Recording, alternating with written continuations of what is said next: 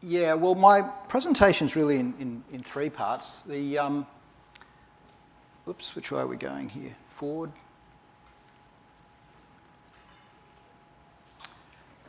The first bit is really about absolute return investing.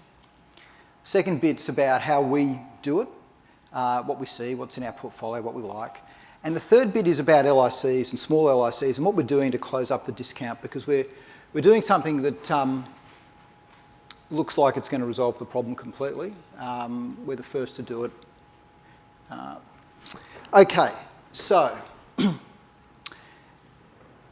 the presentations I've heard here this morning have been pretty good, and I think the fund managers have been picked because they're particularly interesting examples of what they do, and they're not actually representative of the wider investment management community. Most fund managers are sticking fairly close to an index. They've got all sorts of constraints, tracking error constraints, bet size constraints around index weights.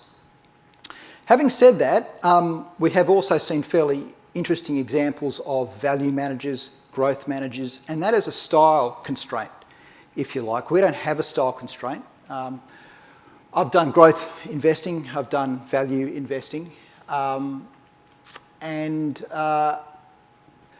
those particular styles will do well at certain times. So the value managers saying, well, we haven't done so well at the moment because the market's been really tough for value investing, and the growth managers have done really well. And there are times like, Tech Rec or the GFC where the growth managers will do very badly. So effectively, the funds rise and fall with the market or rise and fall with their style. And they're fully invested for the most part as well. That's an approach to beating the benchmark given a particular style. We don't do that. We're focusing on trying to deliver an absolute return to investors, which is, as we perceive it, double-digit returns after fees per annum over the long term, and protecting the investment over the medium term. And the way we do that is by focusing on the payoff every time we invest in a stock. So every time we invest in a stock or short a stock, we have a price in mind that we think the stock should be trading at today, given what we know about the business, what its outlook is, what its balance sheet should look like, and so forth, over the coming years. Bring that back to a price we think it should be trading at today if everybody agreed with us that that business outlook was what we think it's going to be. And as long as there's enough upside, then we'll invest in the stock. We set very high hurdles. We also short, hard to find absolute shorts. We're looking for businesses that are actually going to go bad when we short. Happy to hold cash. Cash is our friend. If nothing meets our hurdles, then we invest in cash. Cash is an outcome, and usually when things are getting too hot and we can't find things, that's a pretty good indication that it is getting hot, and it's good to be holding cash at that time. So that having cash is an output in the same way that the returns are an output, or the volatility of the returns are an output. And we've delivered almost 11% per annum since we started after fees. We've only had one negative year. We've had a lower volatility and beta than the market as well. Okay, so how does our portfolio look different? Well, on the left, what we have is an index portfolio. And so you can see the biggest companies in Australia and fund managers that are trying to match the index or sort of beat the index, if you like, have got some sort of variation of those index weights. Ours is very different, as James said, tends to have a smaller company focus. It varies from time to time. There are times when we have a bigger company focus rather than a smaller company focus. Again, it's an outcome. Where are the opportunities at the moment? You can see that Afterpay Touch, and this is as it was at the end of August. Afterpay Touch at that time was the biggest stock in the portfolio. It's no longer the biggest stock in the portfolio. We have a turnover of about 150% per annum in our portfolio. It's a high, we move very quickly, both in and out. Our average weight for these larger stocks would be in the order of 5-6%, each one of these, and with the higher ones up around that 7-8% mark. You can see even at the end of August we held 12% cash. Since we've started, our average has been 24% in cash. So what's our approach to finding stocks? And it starts with the fact that we think that most stocks are fairly valued most of the time, and by that I mean within 10 or 15% of what they're worth. However, you can look back at the share market every year and you can see that there have been stocks that have really risen a lot, like 50, 60, 80, 150%, and other stocks that have fallen quite a lot, 30, 40, 50, 60%. The question becomes, if we're only dealing with public information plus those little bits of extra things we can find out that are not inside information, but you just have to dig hard to get to, if we're only dealing with that sort of information, how is it possible in advance to find the stocks that are going to do really well and avoid or short the stocks that are going to do really badly? And for this, we fall back on our experience over many years of seeing business situations that have occurred again and again, recurring situations, or behaviours that have occurred again and again. And I've got a list here of different things that we've seen that are pretty significant. The number one being underestimation of significant change, and that works both ways, up and down. But there's even more subtle things about behaviour, the way analysts manage their reputations, around the broking firms and the corporates manage their reputations, how they have to follow due process as a board of directors or a management. The limitations in terms of them being able to give their guidance and the signals that they send that are not explicit but are very, very important. So I'll give you a couple of stocks to give you an example of these things. The first one's Lovisa, a retailer. Lovisa sells jewellery. It sells it mostly in shopping centres, a little bit in strip shops, and it's fast fashion. They turn over the inventory very quickly. They keep refreshing it all the time, so you might see a 10% difference in the stock every week or so. It's a vertically integrated retail, which is very important. It means somebody can't go and sell the Lovisa product on the internet or in a department store or whatever. It's a bit like that Louis Vuitton example previously. The only people that make the Lovisa is Lovisa. Very quick store payback and a real cookie cutter approach to it. And so this is our insight about the recurring situation. You've got this cookie cutter approach. You've got this response from females, because effectively that's what it is, younger to middle-aged women who purchase these lower-priced jewelleries. It's a discretionary item, and it's been working not just in Australia but in overseas markets in the Middle East, in Asia.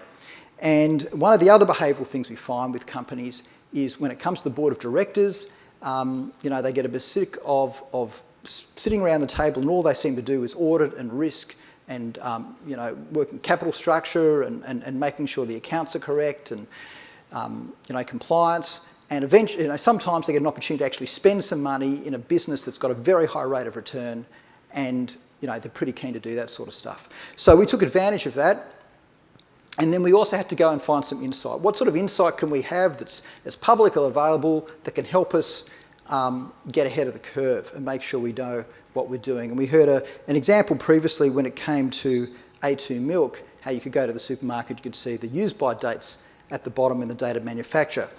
With Lovisa, my colleague Shane Fitzgerald worked out that you could go into Indeed, which is a very big employment website globally, the world's biggest, and you could type in, "I'm interested in getting a job at Lovisa." And it would email you when jobs at Lovisa were coming up.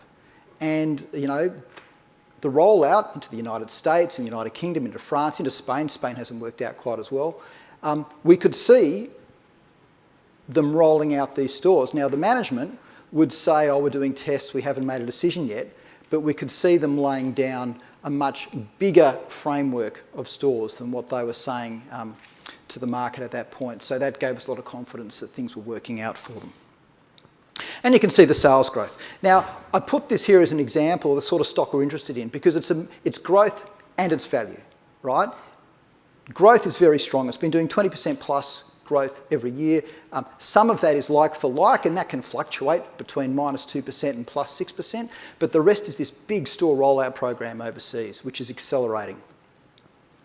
And so on a near-term metric, it's not value if you look out 1 to 2 years, but on a 4 to 5 year metric, it's very much value. And so this is this underestimation of significant change. You can really get that on a store rollout story. You can see, even though share price goes up and down, so you can see how steady that growth is in sales and margin, but the share price doesn't look like that at all. And that's quite important for the next stock that I'm going to talk about. The last stock I'm really going to talk about in detail is Kogan, another retailer. And again, it's funny, you'd think that how can you make money out of retailers when everybody's so down on retailers at the moment? You know, consumer discretionary, people are all worried about you know, what consumers are spending because they're tending to save more than spend. But if you've got the right business, it's pretty good. And Kogan's another example of the right business. So it's the largest pure online retailer in Australia. And you can see from those red bars on the left-hand side how the customers' numbers have been growing so strongly. And on the right-hand side, and that's overall, on the right-hand side is Kogan Mobile, which is a subset of the business. Now, you know, it's got 1.6 million active customers, so no doubt some of the people in this room have used Kogan. It doesn't just sell its own brand, its exclusive brands, which are not just labelled Kogan, but he's made up some other names for them. But he also sells third parties. And they have an incredibly low cost of doing business. Now again, this is a very hard business for us, you know, non-public information. How can we get across this business to really understand it really well and get some comfort they know what they're doing? And it's much harder in a retailer. In fact, when you look at retailers in reporting season every year, in August and in February, retailers as a sector tend to be the ones that have the biggest surprises up and down in their results and move the most as a group, as a whole sector, if you look at it on a sector by sector basis. And that just, they are so hard. You don't know what's selling. You don't know what prices they're selling them at, or they're cutting their prices across the board. You might see a sale or this or that, but it's hard to tell whether that's just a few things or everything. Likewise with the costs that they're paying for the goods. So we went to Kogan and we looked at it, and the one thing we can put our finger on is the cost of doing business. How well this business is being run as an internet-only retailer and how cheap they're able to run it. And whether it's the retailing over the internet or whether it's the new verticals like Kogan Mobile or the credit cards they're doing recently or the cars they're doing recently or the insurance or the travel, they set themselves up so that there's very little downside risk to Kogan from effectively being agents on behalf of the vendors, that they're the third-party vendors, or through to the customers, to such an extent that they keep track of, you know, dynamically what the sales are going on, and they adjust their inventories, they adjust their dynamic prices in the same way that an airline adjusts its prices for goods through time as well. Okay, so that's worked out very well. Now, in the case of Kogan, we've actually made money shorting Kogan as well as being long from Kogan. We've been short. We've been long twice, and then we went short once, and now we've gone long again. And you can see it's been quite a volatile share price chart, and that really shows you the benefit of being able to move quickly. Because one of the other lessons we've learned as fund managers is you have your investment thesis, you have the signpost you're looking for, but if something starts to go wrong, you just want to get the hell out. And it's not, from a corporate governance point of view, you might think, oh, that's not a great attitude to have. You should stick in there, you should vote your shares. That's not what the business we're in. Something's going wrong, we're going to run away screaming. And if it's going bad enough, we're actually going to short the stock and make some money out of it that way. And that's what we did with Kogan, and then we got back in. Now, we can only really do that because we're relatively small. We're currently managing all up a bit under $100 million, about half of that in the LIC. And we've got a cap on how much we can manage. We don't think we can manage much more than about $400 million using this style. And so it has been working.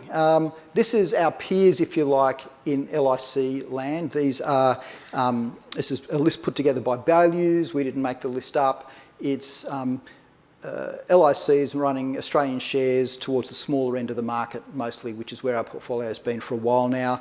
So we're coming second, you can see on this list. The one on the left is a resources-based LIC, so it's actually not very similar.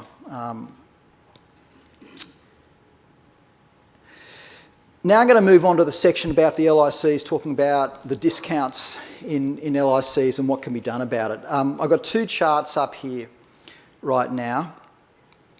And the first one is LICs that are under $100 million, and our LIC is about $50 million in terms of the portfolio.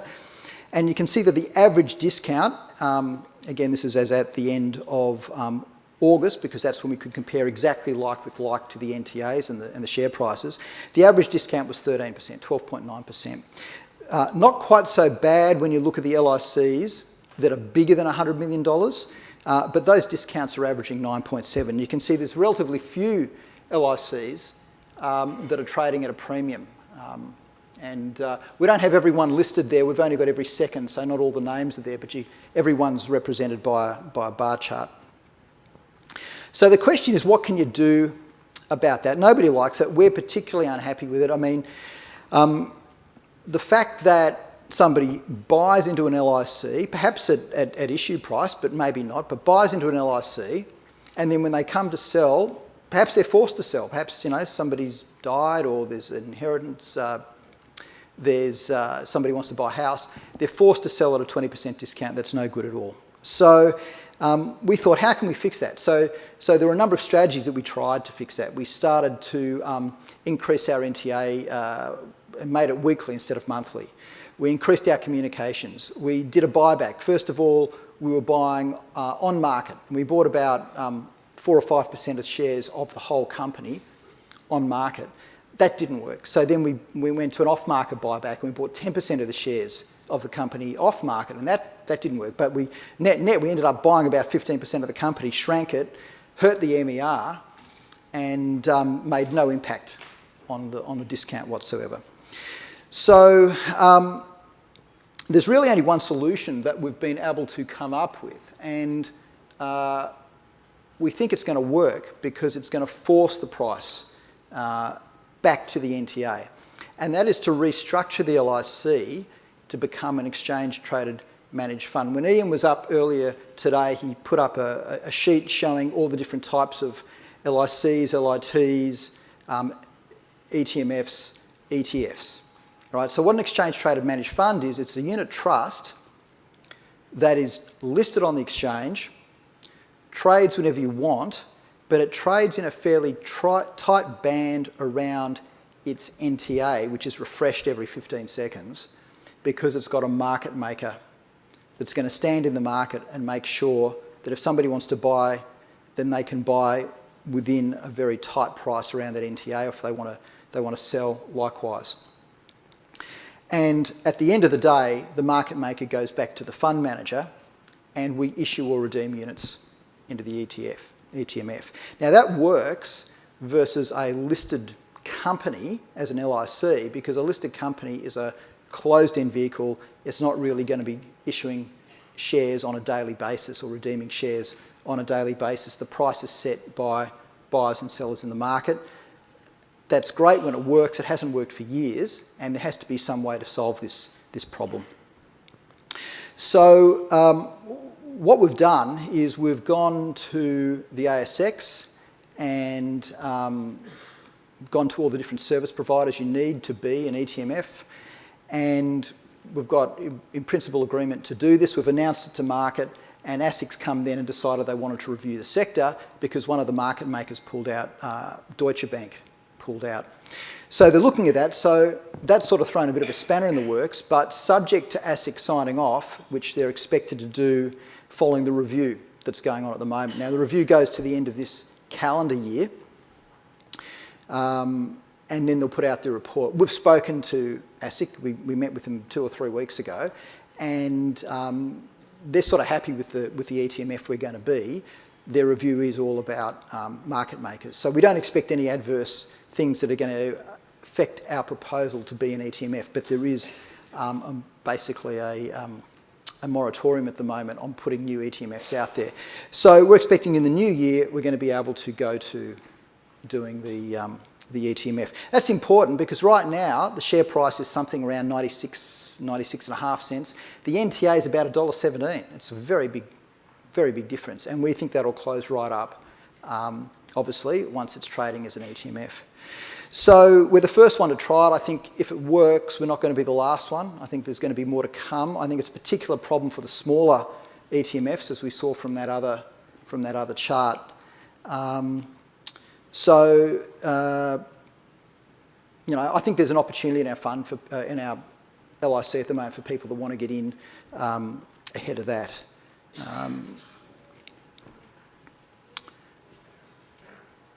So just wrapping up now, we're different from a return relative fund. We're an absolute return fund. We focus on the payoff every time we make an investment, whether that's a long or a short investment.